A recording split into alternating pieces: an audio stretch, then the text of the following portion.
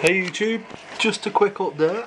As you can see, got some tropheus firecrackers, red Malero, I think we call them. I've got 5 of them, including this little guy. One female, which had 3 babies in her mouth, so that's a plus, I guess. Had to rescape my tank. I had to get some young firefish out of there. Part of a trade for the Malero.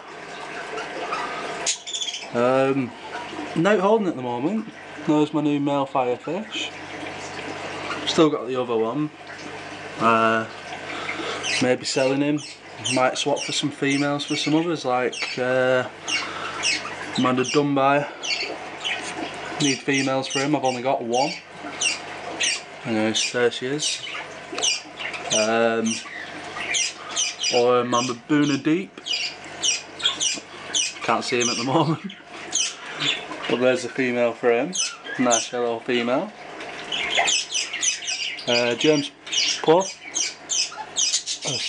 Pugh, my mate. I'm sure he's going to be taking that little male firefish. And that's it for now. Later YouTube.